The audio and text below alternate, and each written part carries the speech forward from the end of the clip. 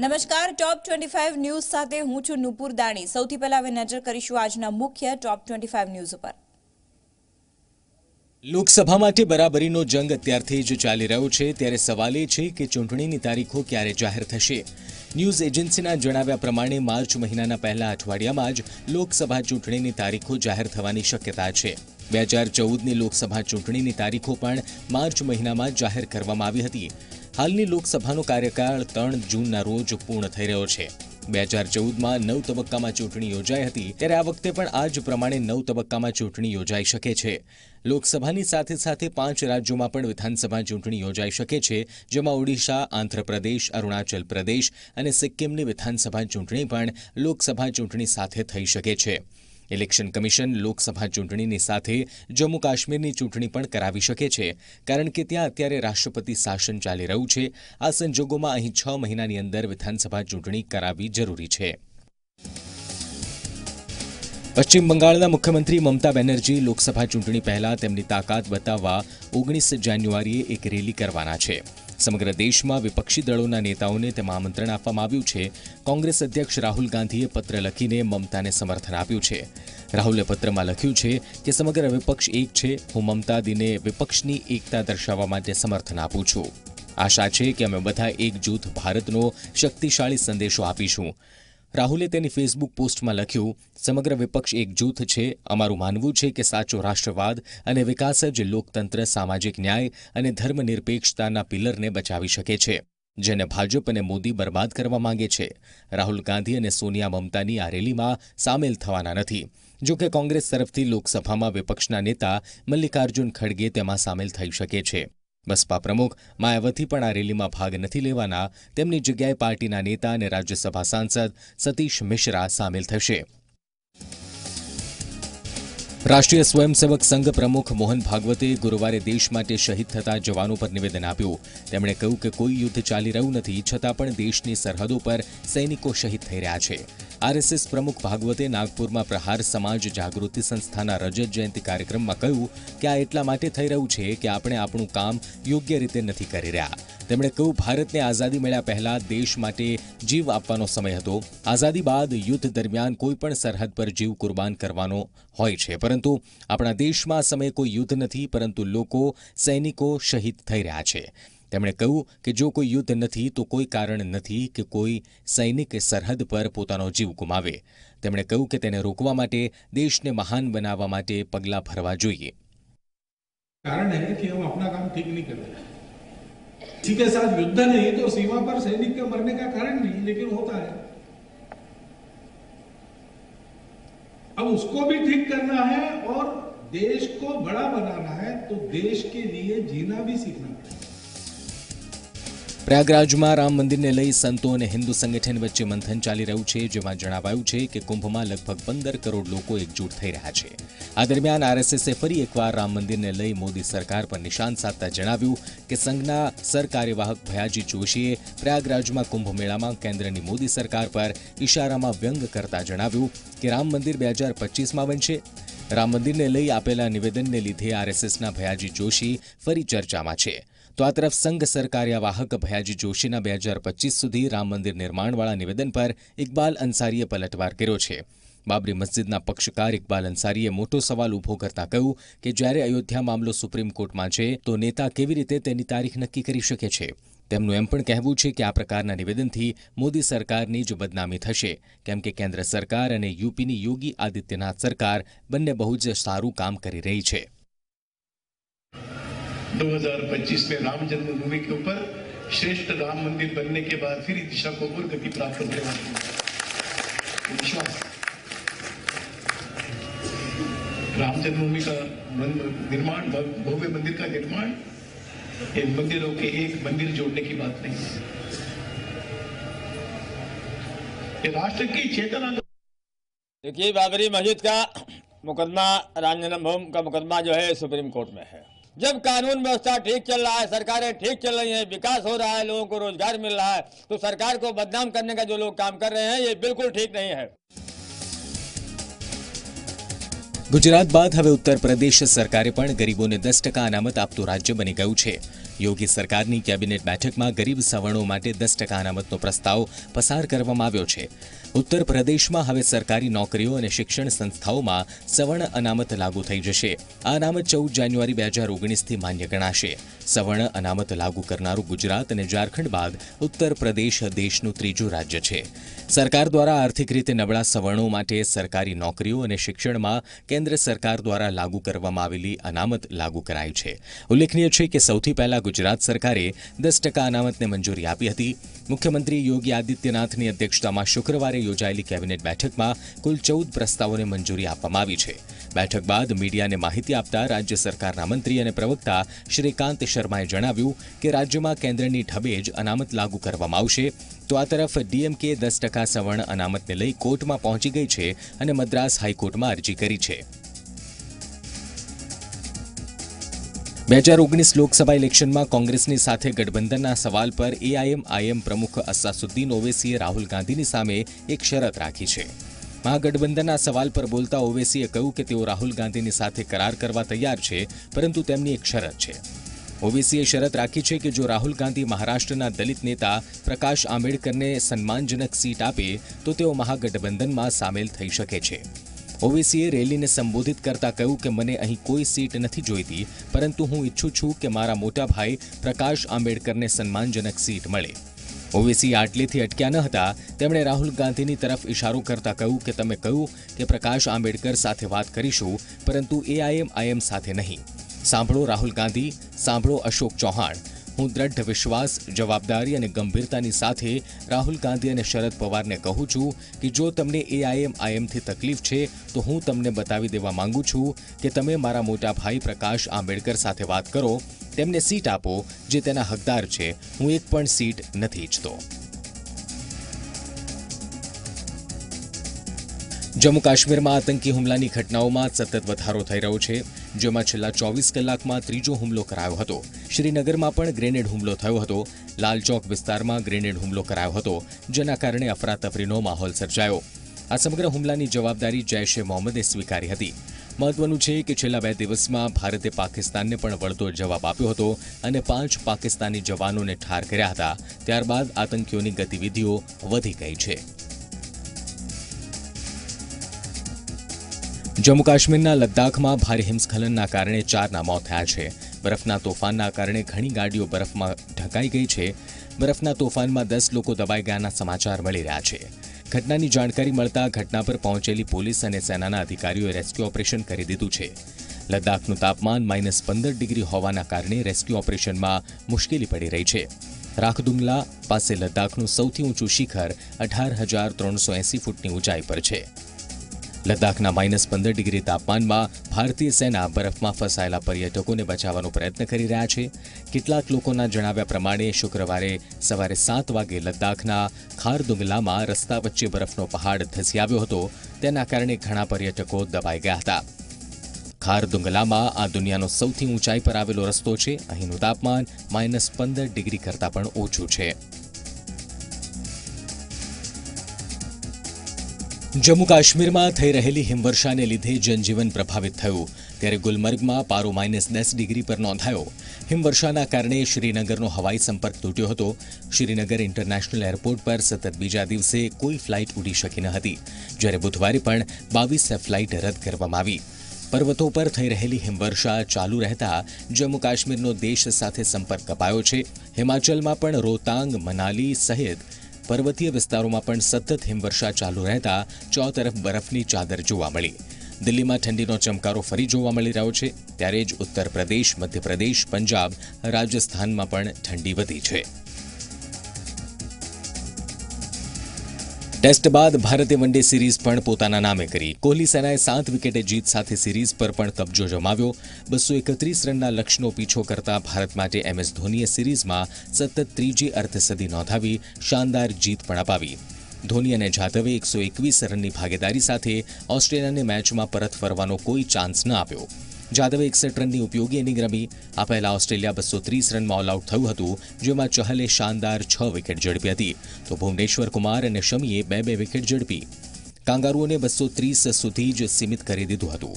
શાનદાર 6 વિકેટ લેનાર ચહલને man of the match, સિરીઝમાં શાનદાર પ્રદર્શન બદલ ધોનીને મેન ઓફ ધ સિરીઝ જાહેર કરાયો. સિરીઝ જીત સાથે ભારત પ્રથમ દેશ બન્યો છે જેણે ઓસ્ટ્રેલિયામાં ત્રણેય ફોર્મેટમાં સિરીઝ જીતી હોય.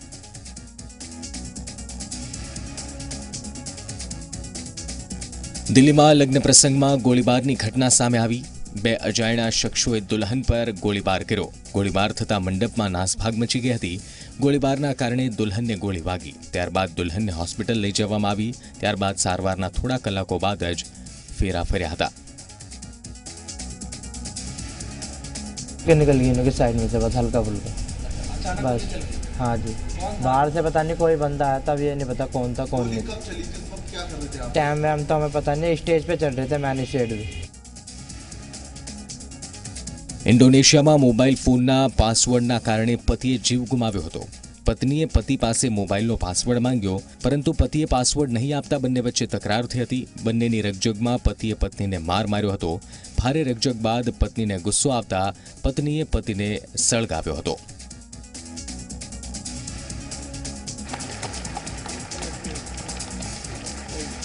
મહાત્મા મંદિર હોલમાં ઉદ્ઘાટન કરીને વાયબ્રન્ટ સમિટની શરૂઆત કરાવી. જય જય ગરવી ગુજરાતની થીમ સોંગ બાદ વાયબ્રન્ટ સમિટની શરૂઆત કરાઈ અને સમિટમાં મોટી સંખ્યામાં વિવિધ દેશોના ડિગ્નિટરી હાજર રહ્યા. ઉદ્યોગ જગત સહિત વિવિધ નેતાઓ અને અગ્રણીઓને મંચ ઉપર સ્થાન લીધું.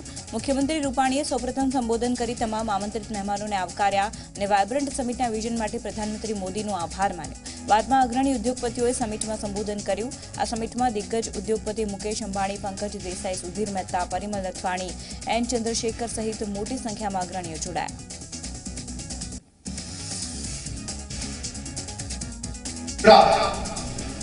Today, I take pride in welcoming the pioneer and architect of Vibrant Gujarat Summit, Prime Minister Sri Narendra Modi ji. It was his vision to place Gujarat on the map of India as the preferred destination for doing business. Sir, your visionary initiatives such as Make in India, Skill India and Stand Up India have made India one of the fastest growing economies in the world.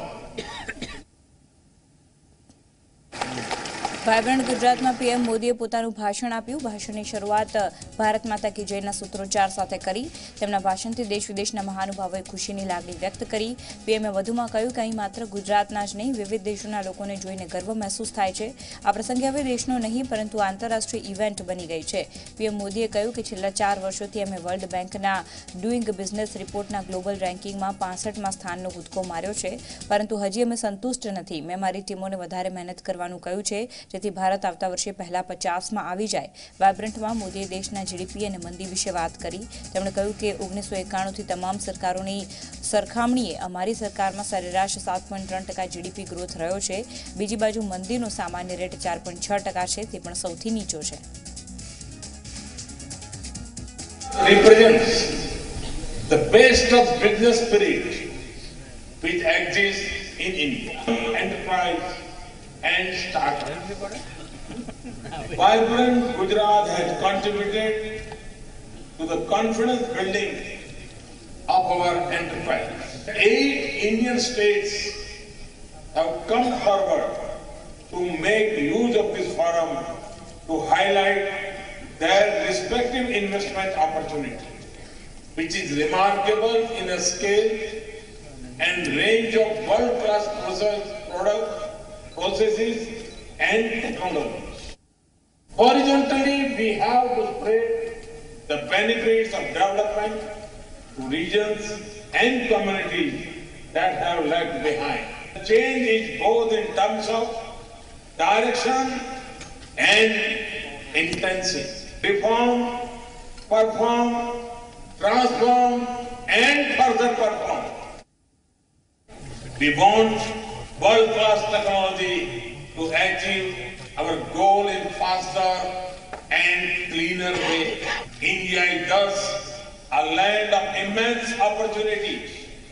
It is the only place which offers you democracy, demography and demand to those who are all already present in India, I would like to assure you that our domestic system, human values and strong judicial system will ensure the safety and security of your investments.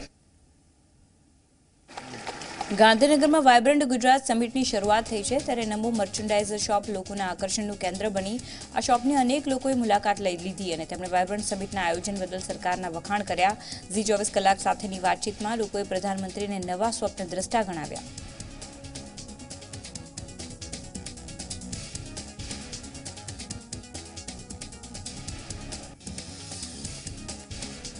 Vibrant Gujarat સમિટના પ્રથમ દિવસે પ્રધાનમંત્રી મોદીએ પ્રારંભ કરાવ્યો જેમાં ઉદ્યોગપતિઓએ ગુજરાતમાં રોકાણની જાહેરાત કરી જેમાં આદિત્ય બિરલા ગ્રુપના કુમાર મંગલમ બિરલાએ ગુજરાતમાં 15,000 કરોડની જાહેરાત કરી જ્યારે ટોરેન્ટ ગ્રુપના સુધીર મહેતાએ ગુજરાતમાં 10,000 કરોડના નવા રોકાણની જાહેરાત કરી અદાણી ગ્રુપના ગૌતમ અદાણીએ ગુજરાતમાં કુલ 55,000 કરોડની જાહેરાત કરી વાઇબ્રન્ટ ગુજરાત સમિટમાં ટોચના ઉદ્યોગપતિઓએ સંબોધન કર્યું ગુજરાતમાં રોકાણ મુદ્દે તેમણે ચર્ચા કરી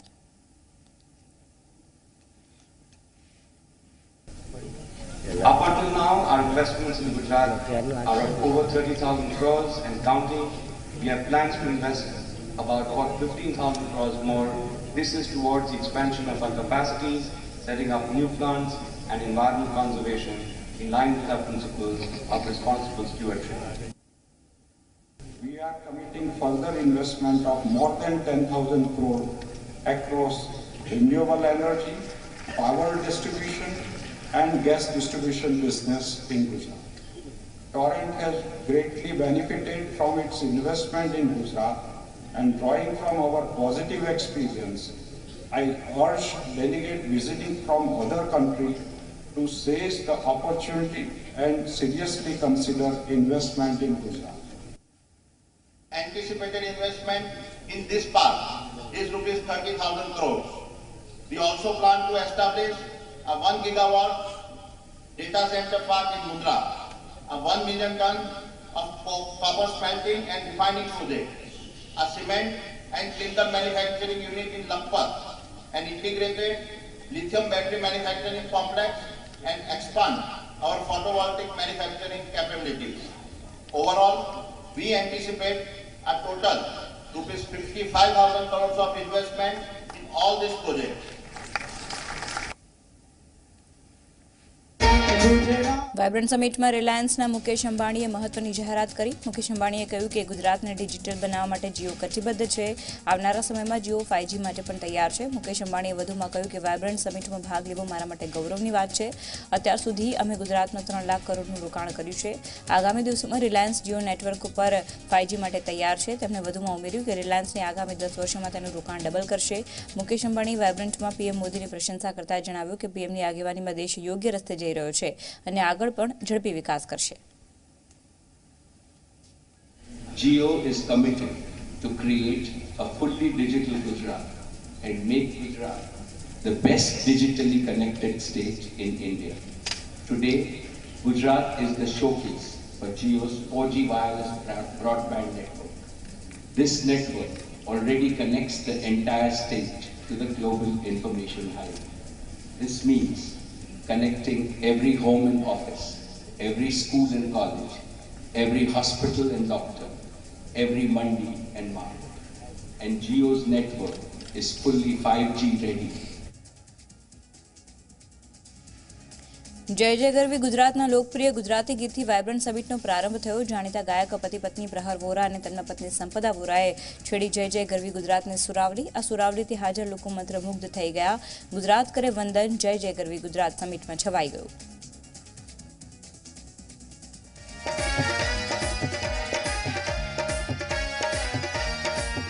તે અણહિલવાડના રંગ તે સિદ્ધરાજ જયસંગ તે રંગ થકી પણ અધિક સરસ રંગ થશે સત્વરે માર શુભ શકુન દિશે માં ધ્યાન શોભશે વીતી ગઈ છે રાત જનક ભૂમે નર્મદા સાર જય જય ગરવી ગુજરાત રાજ્યસભાની ચૂંટણીમાં અહેમદ પટેલની જીતને પડકારતી અરજી ઉપર સુનાવણી શરૂ થઈ છે ત્યારે અરજ કરતા બળવંતસિંહ રાજપૂતના વકીલે હાઈકોર્ટમાં સાક્ષીઓની યાદી આપી છે તો સામે પક્ષે અહેમદ પટેલે મંગળવાર સુધીમાં આવી યાદી સોંપવાનો કોર્ટે આદેશ કર્યો છે. બળવંતસિંહ તરફથી 43 સાક્ષીઓની યાદી સોંપવામાં આવી જેમના નિવેદન લેવામાં આવશે. આ કેસની વધુ સુનાવણી 22મી જાન્યુઆરીએ હાથ ધરાશે.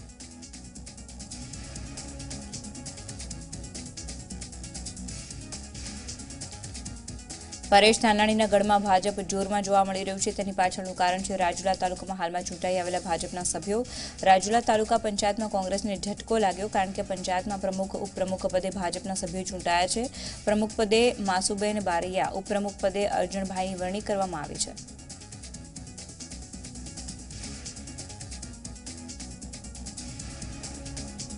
સુરતના અમરોલીના કોસાડ આવાસમાં કોળી પરિવારે ઝેરી દવા પીને આપઘાત કરવાના મામલામાં 5 વર્ષની બાળકીનું મોત થયું જ્યારે 3 વર્ષની અન્ય એક બાળકી અને તેની માતાની હાલત હાલ ગંભીર છે.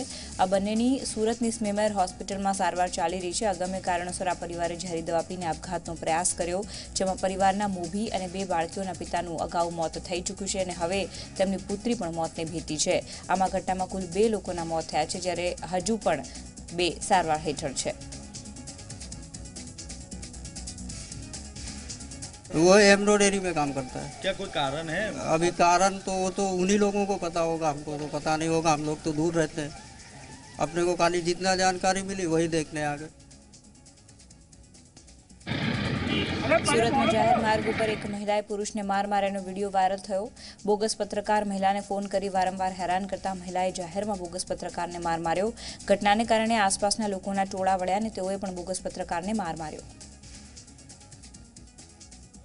100 नंबर ने फोन करना 100 नंबर नहीं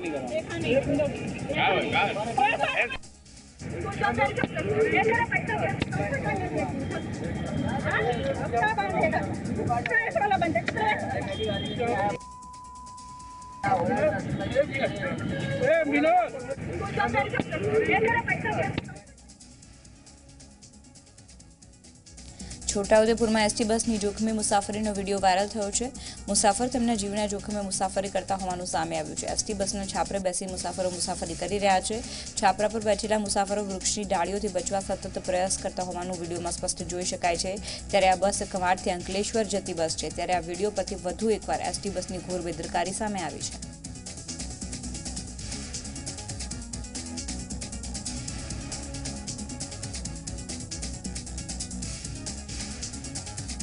ગાંધીનગર જિલ્લાના દહેગામ રખિયાલ રોડ ઉપર આવેલા જય અંબે કોલ્ડ સ્ટોરેજમાં એમોનિયા ગેસનો બાટલો ફૂટ્યો જેના કારણે 4 શ્રમિકોના મોત થયા તો ગેસનો બાટલો ફાટતા જ અફરાતફરીનો માહોલ સર્જાયો.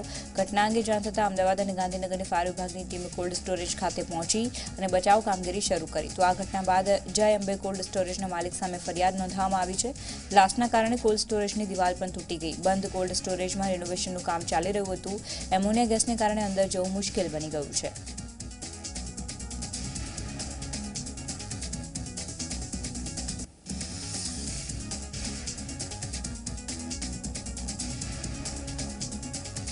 Indian council for child welfare સંસ્થા પર નાણાકીય ગરબડના આરોપ પછી મહિલા બાળ કલ્યાણ વિકાસ મંત્રાલય તે સંસ્થાને પોતાનાથી દૂર કરી વીરતા પુરસ્કાર મેળવનાર બાળકો દિલ્હી પહોંચ્યા. જોકે સંસ્થા પર લાગેલા આરોપો પછી હજુ સુધી પ્રધાનમંત્રીને મળવાનો સમય મળ્યો નથી જેના કારણે વીરતા પુરસ્કાર મેળવનારા બાળકો આ વખતની ગણતંત્રની પરેડમાં સામેલ નહીં થાય. આ પહેલા સમાચાર આવ્યા હતા કે ગુજરાતના સોમનાથના 8.5 વર્ષના જયરાજસિંહ ગોહિલને વીરતા પુરસ્કારથી નવાજવામાં આવનાર છે. જયરાજે 6 વર્ષની ઉંમરે પોતાના મિત્રને દીપડાના મુખમાંથી બચાવીને ઉગાર્યો હતો જેનું 26મી જાન્યુઆરી પ્રધાનમંત્રીના હસ્તે પુરસ્કાર આપીને સન્માન કરવાનું હતું. મારો મિત્ર રમતા હતા ને એક દીપડો આવીને પકડી લીધો. મેં પથ્થર ઉસકાવીને માર્યો પછી. તો ભાગી ગયો દીપડો?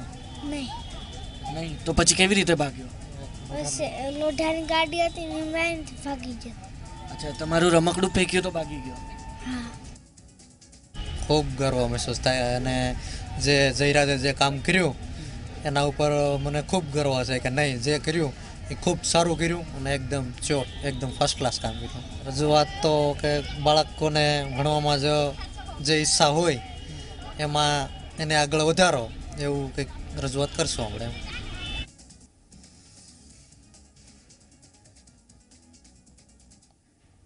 તો આ હતા અત્યાર સુધીના ટોપ 25 ન્યૂઝ. વધુ સમાચાર માટે આપ જોતા રહો ઝી 24 કલાક. હાલ મને એટલે કે નુપુર દાણીને રજા આપશો. નમસ્કાર.